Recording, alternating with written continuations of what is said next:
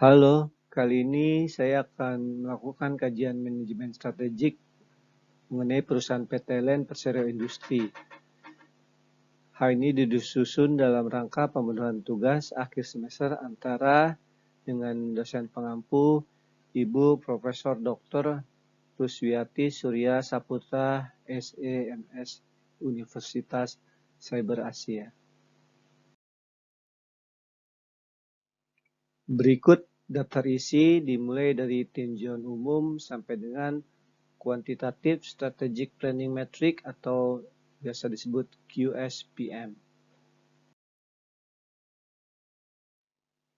Tinjauan umum. PT LEN Industri Persero merupakan satu-satunya BUMN yang bergerak dalam bisnis elektronika industri dan infrastruktur hingga ke kancah global dengan standar bisnis internasional.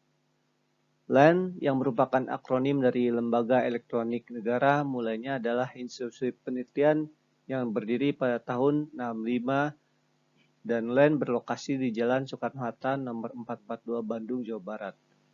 Tahun 91, LEN berubah menjadi sebuah badan institusi milik negara atau BUMN dan bergabung dalam kelompok Badan Usaha Milik Negara Industri Strategis atau BUMNIS. Sampai saat ini, LEN bukan hanya berupa sebuah badan instansi penelitian, akan tetapi menjadi instansi bisnis profesional. Sampai saat ini, LEN memiliki 3 anak perusahaan yang merupakan unit bisnis dari perusahaan, yaitu PT Surya Energy Indo Tama atau SEI yang bergerak dalam bidang Engineering Procurement Control for Renewable Industry, LEN Railway System atau LRS yang bergerak dalam infrastruktur transportasi, dan juga PT Eltran yang bergerak dalam bidang telekomunikasi dan persinyalan. Visi, misi, dan tujuan perusahaan. Visi perusahaan adalah menjadi perusahaan teknologi kelas dunia yang terpercaya. Sedang misi perusahaan dibagi menjadi 4, yaitu kami perusahaan solusi total berbasis teknologi, elektronika, dan informasi.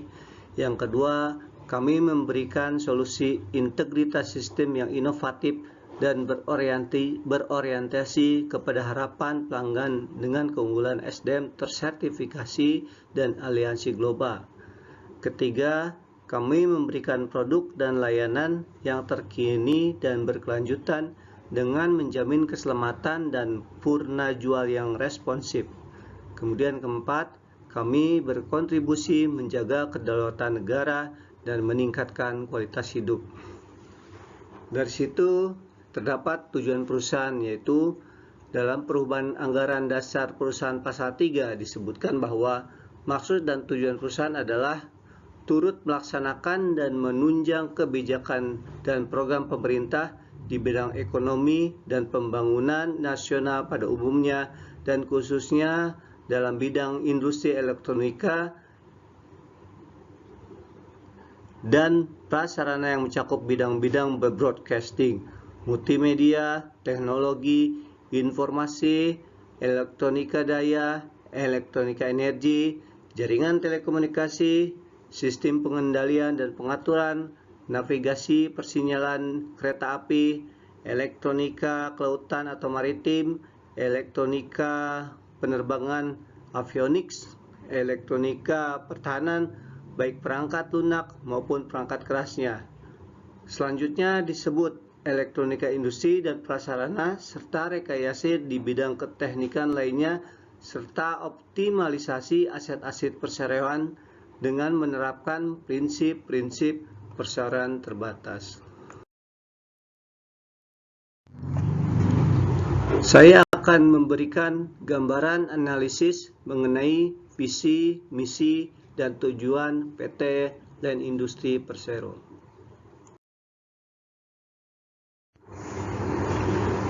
Boleh dikatakan bahwa visi PT LEN Industri Persero merupakan visi yang ambisius dan sangat menginspirasi.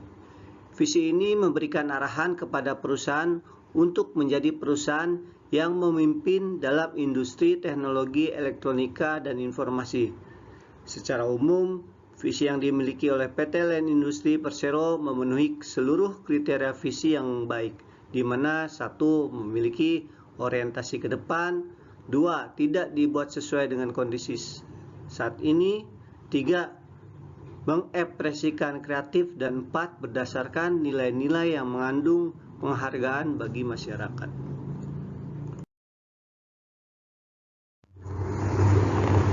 Misi perusahaan yang diusung oleh PT LAN adalah dengan fokus pada solusi total berbasis teknologi elektronika dan informasi, integrasi sistem inovatif, dan keunggulan SDM, serta aliansi global sesuai dengan kebutuhan pelanggan adalah langkah yang baik. Penting juga bahwa perusahaan berkomitmen untuk produk dan layanan yang terkini, aman, dan responsif. Namun, misi ini bisa menjadi lebih konkret dengan menyebutkan sejumlah produk atau layanan yang spesifik.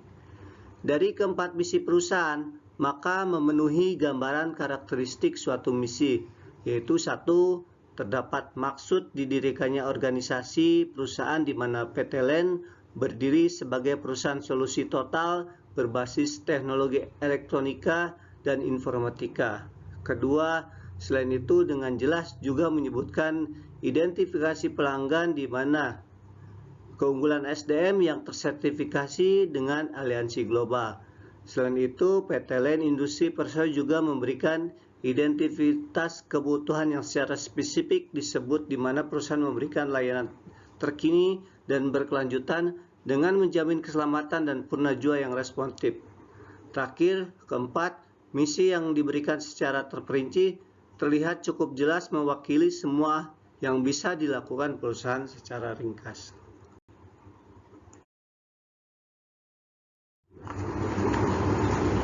Perusahaan ini bertujuan untuk menjadi pemimpin dalam industri elektronika dengan menyediakan produk-produk inovatif dan berkualitas tinggi kepada konsumen. Selain itu, tujuan perusahaan juga mencakup pengembangan infrastruktur yang mendukung pertumbuhan industri elektronika di dalam negeri. Dalam hal ini, perusahaan berkomitmen untuk bekerja sama dengan pemerintah dan merumuskan kebijakan yang mempromosikan investasi dan pengembangan teknologi di sektor ini. Melalui tujuan-tujuan ini, perusahaan berharap dapat berperan aktif dalam memajukan industri elektronika dan meningkatkan daya saing negara dalam skala global dengan fokus pada inovasi, kualitas, dan kolaborasi dengan pemerintah. Perusahaan berupaya untuk menciptakan lingkungan yang kondusif bagi pertumbuhan industri elektronika dan prasarana yang mendukung. Dalam upaya mencapai tujuan ini, perusahaan juga berkomitmen untuk berperan sebagai agen perubahan dalam mendorong adopsi teknologi baru dan meningkatkan kualitas hidup masyarakat melalui produk-produk elektronika yang berkualitas.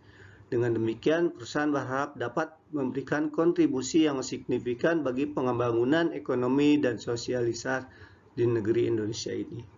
Secara keseluruhan, tujuan perusahaan yang tercantum dalam anggaran dasar menunjukkan keterkaitan yang erat antara kebijakan pemerintah dan peran perusahaan dalam mengembangkan industri elektronika dan prasarana dengan mengintegrasikan tujuan-tujuan ini dalam operasionalnya. Perusahaan berharap dapat menjadi motor penggerak bagi pertumbuhan industri elektronika dan infrastruktur di Indonesia ini. Kemudian saya akan memberikan SWOT analisis di mana strength atau keunggulan dari PT LAN Industri memiliki keahlian teknis yang kuat dalam teknologi elektronika dan informasi yang merupakan aset kunci dalam pengembangan produk dan solusi teknologi. Kemudian, kemampuan untuk bermitra dengan perusahaan teknologi global dapat memberikan akses ke sumber daya tambahan teknologi terbaru dan peluang pasar internasional. Ketiga, adanya SDM yang terlatih dan bersertifikasi dapat meningkatkan kemampuan perusahaan dalam memberikan layanan berkualitas tinggi dan inovasi. Selanjutnya, PT LAN sebagai BUMN dapat memberikan dukungan dan perlindungan dari pemerintah termasuk peluang proyek pemerintah. Lalu ada weakness-nya atau kelemahan di mana satu ketergantungan pada segmen pasar tertentu. Jika perusahaan sangat bergantung pada satu segmen pasar atau klien, tentu ini dapat menjadikan kerentanan jika segmen tersebut mengalami masalah atau perubahan. Lalu keterbatasan SDM keuangan, keterbatasan sumber daya keuangan mungkin membatasi kemampuan perusahaan untuk berinvestasi dalam penelitian dan pengembangan atau pengembangan pasar baru. Kemudian tingkat birokrasi yang tinggi, di mana BUMN PTLN mungkin menghadapi tingkat birokrasi yang lebih tinggi dibanding dengan perusahaan swasta yang dapat memperlambat proses pengembangan keputusan dan fleksibilitas. Selanjutnya adalah persaingan lokal dan global, di mana persaingan yang intensif dari pesaing lokal dan global dapat menjadi tantangan dalam menciptakan perubahan yang signifikan. Lalu ada faktor opportunities atau peluang, di mana pertumbuhan industri teknologi yang pesat dalam industri teknologi elektronika dan informasi termasuk Internet of Things atau IoT dan kecerdasan buatan atau AI dapat memberikan peluang untuk pengembangan produk baru dan layanan. Ada juga pasar energi terbarukan, di mana meningkatnya permintaan untuk energi terbarukan dapat memberikan peluang untuk pengembangan solusi teknologi terkait dengan energi terbarukan. Ada juga proyek-proyek besar pengembangan infrastruktur di Indonesia seperti proyek transportasi massal dan sinyal kereta api dapat menjadi peluang bisnis. Ada juga peluang di mana strategi yang bagus dengan kemitraan dengan perusahaan teknologi global atau mitra lokal dapat memperluas jaringan dan sumber daya.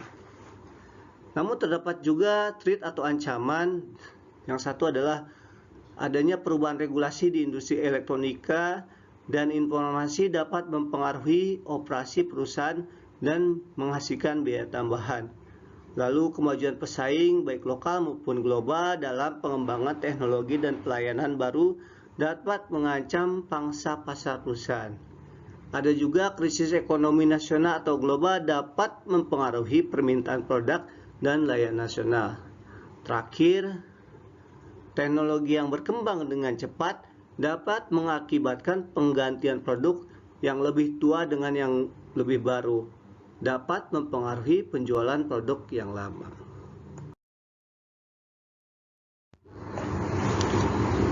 Di sini saya akan mencoba merumuskan matrik internal factor evaluation atau IFE. Tapi ada keterangan-keterangan yang harus saya sampaikan bahwa total bobot adalah 1.00 atau 100%. Kedua, rating dalam skala 1 sampai 4, di mana 4 merupakan pengaruh yang paling positif dan 1 merupakan pengaruh yang paling negatif. Kemudian perlu saya kasih garis bawah bahwa rating yang berdasarkan asumsi subjektif pribadi. Penilaian mungkin dapat berbeda jika dilakukan oleh tim manajemen. Jadi semua penilaian ini merupakan asumsi subjektif pribadi. Jadi kalau kita lihat faktor internal ada strength atau kekuatan, yaitu keahlian teknis, aliansi global, SDM terlatih, dan dukungan pemerintah. Jika kita asumsikan seperti itu, maka poin kekuatan adalah 1.6. Kemudian ada kelemahan atau weakness, yaitu 1. Ketergantungan pada segmen pasar tertentu, 2. Keterbatasan sumber daya keuangan, 3. Tingkat birokrasi, 4. Persaingan lokal dan global. Dari kelemahan itu totalnya adalah 0,90.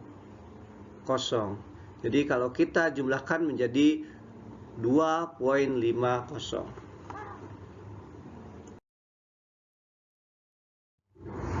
Saya juga akan memberikan matrik external factor evaluation atau EFE. Juga diberikan keterangan bahwa total bobot adalah 1.00 atau 100%, di mana rating dalam skala 1 sampai 4, di mana 4 merupakan pengaruh yang paling positif dan 1 merupakan pengaruh yang paling negatif. Lalu rating ini juga berdasarkan asumsi objektif pribadi. Jadi penilaian juga dapat berbeda jika dilakukan oleh tim manajemen PTLN sendiri. Jadi dari peluang opportunities ada pertumbuhan industri teknologi, 2 pasar energi terbarukan, pengembangan infrastruktur, kemitraan strategis. Jadi saya kasih bobot untuk masing-masing 4 ini, lalu totalnya bisa kita ambil bahwa 1,6. Kemudian adalah ancaman atau threat, di mana ada perubahan regulasi, kemajuan pesaing, krisis ekonomi, dan perubahan teknologi. Ini juga kita nilai secara total akan bernilai 1,15. Jadi bila ditambahkan maka nilainya akan 2,75.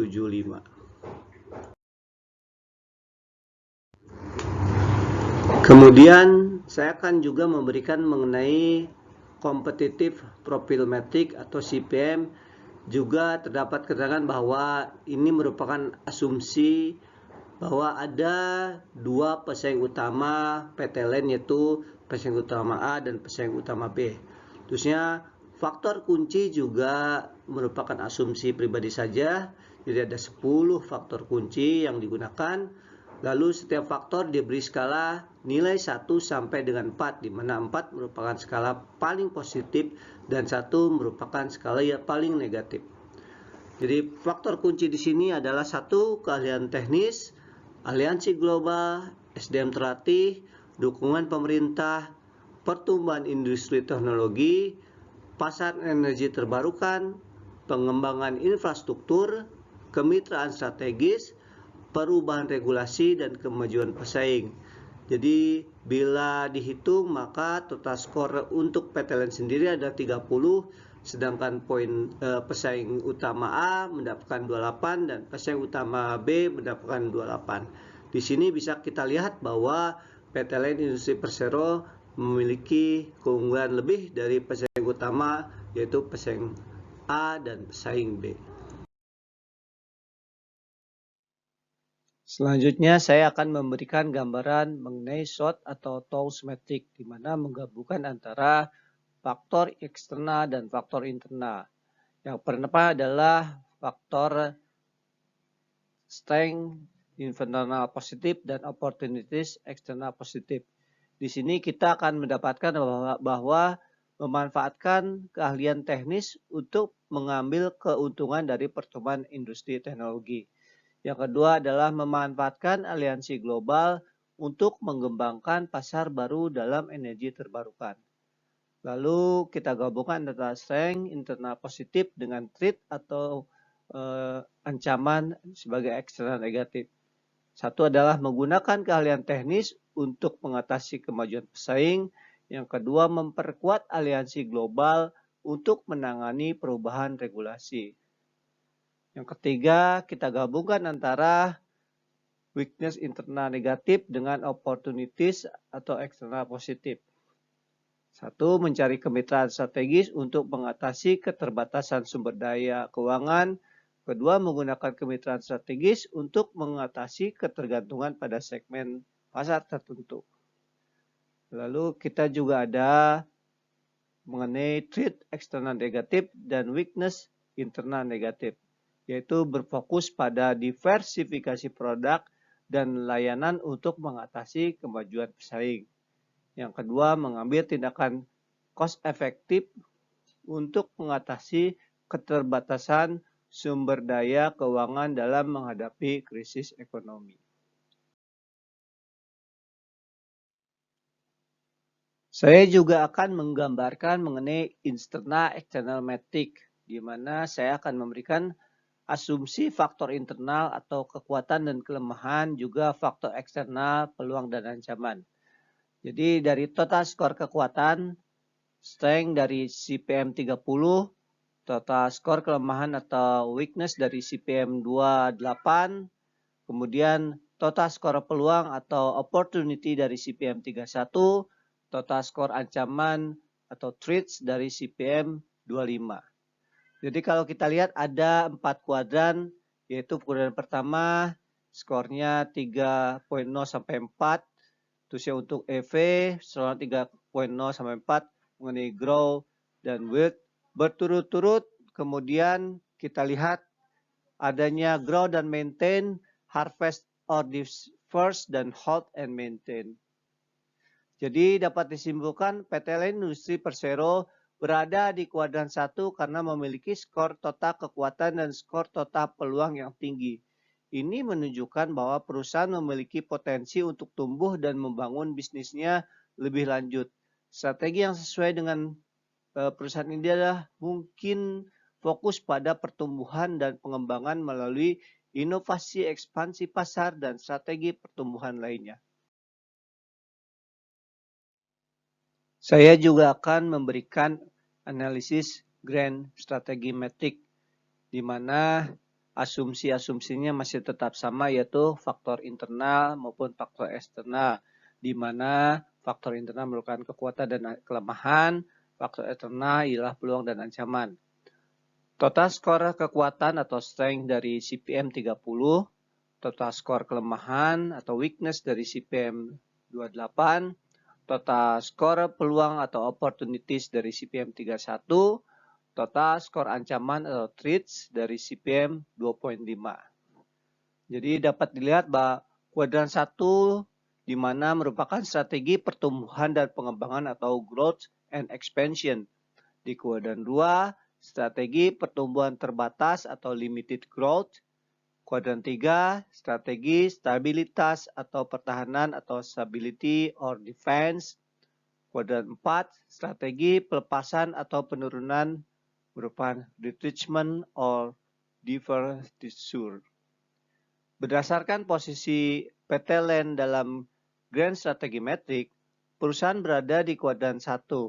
Ini menunjukkan bahwa perusahaan memiliki kekuatan internal yang cukup untuk merespon peluang eksternal yang ada. Oleh karena itu, strategi yang sesuai mungkin adalah strategi pertumbuhan dan pengembangan di mana perusahaan berfokus pada ekspansi bisnis, inovasi, dan pengembangan pasar untuk memanfaatkan peluang yang ada. Saya juga akan memberikan gambaran tentang Quantitative Strategic Planning Metric atau QSPM PT LAN Industri Persero berdasarkan asumsi objektif. Jadi ada dua faktor yang terlibat di sini, yaitu faktor internal atau kekuatan dan kelemahan, sedangkan faktor eksternal itu peluang dan ancaman.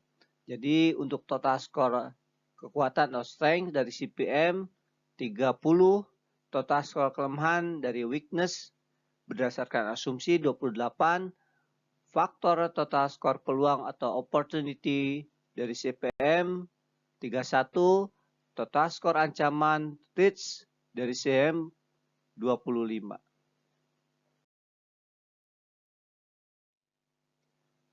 Ada beberapa strategi alternatif berdasarkan asumsi yang saya ambil. Strategi pertama adalah fokus pada inovasi produk dan layanan untuk memanfaatkan keahlian teknis yang kuat. Kedua adalah membangun lebih banyak aliansi global untuk memperluas pasar. Strategi ketiga, melakukan pelatihan lebih lanjut untuk meningkatkan SDM dan kemampuan. Strategi yang keempat ialah menggunakan dukungan pemerintah untuk mengembangkan proyek-proyek strategis. Strategi 5, memanfaatkan peluang pertumbuhan industri teknologi dan pasar energi terbarukan. Terakhir, strategi 6, mengembangkan infrastruktur yang lebih baik untuk mendukung pertumbuhan bisnis. Dari Quantitative Strategic Planning Metric atau QSPM, di mana terdapat nilai-nilai strategik alternatif, bobot faktor internal yaitu strength dan weakness, bobot faktor eksternal yaitu opportunity dan threats, dan juga ada total score di mana dinilai antara 1 sampai 4 dan 4 merupakan terkuat sedang 1 itu terlemah, maka dapat disimpulkan bahwa strategi di mana strategi 1 dan strategi nomor 5 diperkirakan merupakan nilai yang tertinggi yang bisa dicapai oleh PT Land Industri Persero. Strategi 1 menyatakan bahwa fokus pada inovasi produk dan layanan untuk memanfaatkan keahlian teknis yang kuat. Dan strategi 5 menyatakan memanfaatkan peluang pertumbuhan industri teknologi dan pasar energi terbarukan. Jadi nilai yang terbesar itu menunjukkan bahwa yang harus dilakukan oleh PT Land Industri Persero yang terbaik adalah dengan berfokus pada inovasi produk dan layanan untuk memanfaatkan keahlian teknis yang kuat dan memanfaatkan peluang pertumbuhan industri teknologi dan pasar energi terbarukan. Demikianlah kajian manajemen strategik PT Land Industri Persero saya sampaikan. Berikut ada quote yang dinyatakan oleh Jack Canfield bahwa saya percaya orang membuat keberuntungan mereka sendiri dengan melalui persiapan yang baik dan strategi yang baik. Sekian dan terima kasih.